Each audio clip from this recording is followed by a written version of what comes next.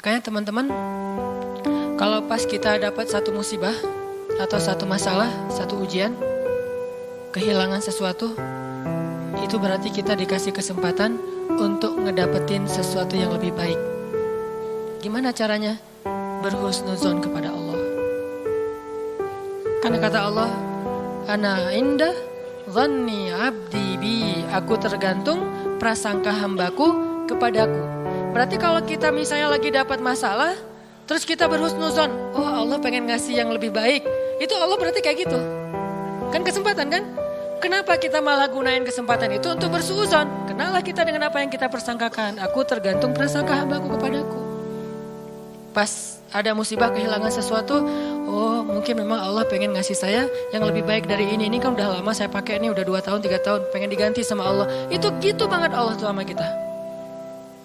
Terus kenapa kita gak mau berprasangka baik kalau kayak gitu? Masalah yakin. Kalau kita malah pas dikasih musibah kehilangan sesuatu bilang, apa lagi maunya Allah, kayaknya Allah gak senang dengan saya taubat nih, maka Allah juga akan memperlakukan kita kayak kita prasangkain. Makanya kalau kita dapat musibah, ujian, itu berarti kita dikasih kesempatan untuk memikirkan sesuatu yang baik yang akan Allah kabulkan. Kalau gak dikasih itu, berarti kita gak dikasih kesempatan memikirkan yang lebih baik. Begitu dikasih, oh saya harus mikirin yang lebih baik nih, kayak gitu aja terus.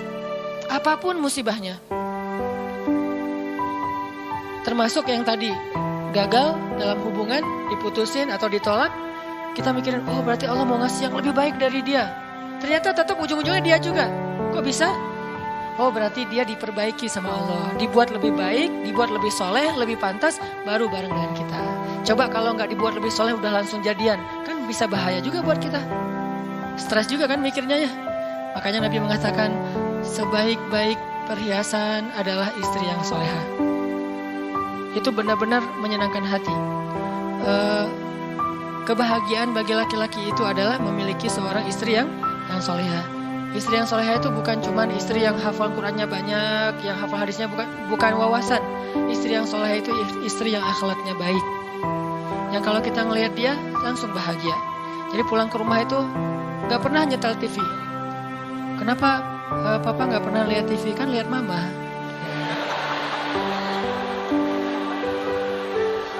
Yang lama nonton TV, pasti ini nggak nyaman ngelihat istrinya nih. Jadi kalau sampai rumah bikin kopi, duduk di tengah ruangan, lihat istri lalu lalang gitu. Pak, TV-nya di situ, ngapain ke sana, kemana mama pergi? Itulah hiburan buat papa. Berat juga Pernah nggak ngomong kayak gitu? Belum. Gimana mau ngomong, nggak ada orangnya ya. Nanti kalau udah ada gitu tuh. Makanya saya jarang nonton TV, sering nonton YouTube soalnya. Nah ini ya teman-teman. Jadi kita berprasangka begitu dikasih musibah, oh berarti Allah pengen ngasih yang lebih baik. Yang terbaik deh yang kita prasangkain. Karena Allah akan kayak gitu banget.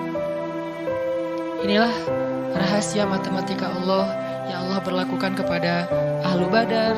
Ya Allah berlakukan kepada para sahabat yang berjanjian Hudaybiyah, Bai'atul Ridwan. Ya Allah berlakukan kepada Siti Hajar, Maryam, dan banyak lagi kisah-kisah yang benar yang disebutkan di dalam Al-Quran. Mudah-mudahan nambah yakin kita. Kita bukan minta musibah, tapi emang itu fitrah kehidupan manusia.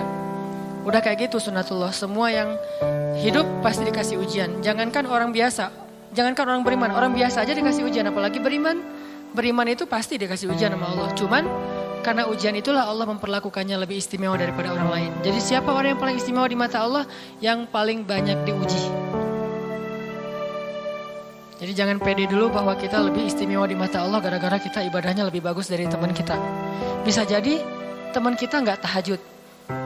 Bukan berarti nggak perlu tahajud ya, tahajud keren, bagus, luar biasa. Tapi ini kalau kita ke orang lain gitu, misalnya kita udah tahajud, misalnya kita udah taklim, misalnya kita udah tilawah, misalnya kita udah sedekah, misalnya. Terus kita ngerasa kayak lebih baik dari orang lain, jangan. Karena bisa jadi ibadah teman kita, diam doang tuh. Ngapain? Sabar menghadapi ujian, itulah ibadahnya. Bisa jadi orang yang paling mulia di mata Allah itu orang yang sedang sakit di rumah sakit, atau di rumahnya yang gak bisa berobat bertahun-tahun. Pas kita lihat ke dia mah gak, ibadahnya gak dahsyat kayak kita. gak pernah ikut talim, tilawahnya sedikit-sedikit, paling juga yang dia hafal aja karena udah gak bisa baca saking sakitnya. Tapi ibadahnya itu 24 jam sehari. Lewat apa? Sabar menghadapi ujian sakit. Berarti bisa jadi teman kita yang baru diputusin itu lebih mulia daripada kita yang baru jadian. Jadi jangan ngeledekin ya, jangan suka membuli lah. Karena yang dibully itu bisa jadi lebih mulia daripada yang membuli. Astagfirullahaladzim. Itulah teman-teman kajian tentang matematika Allah. Mudah-mudahan kita mengerti. Maksud mengerti di sini meyakini, bisa bertambah yakin sama Allah dan bisa diterapin. Tadi kalau dikasih ujian berarti kita punya kesempatan berprasangka baik supaya kita dapat apa yang kita prasangkakan. Kalau dikasih ujian berarti Allah pengen ngajak kita jalan berdua nih. Kalau dikasih ujian berarti Allah pengen memperlakukan kita secara khusus. Nggak mau yang lain bantu kita, pengen Allah doang yang bantu.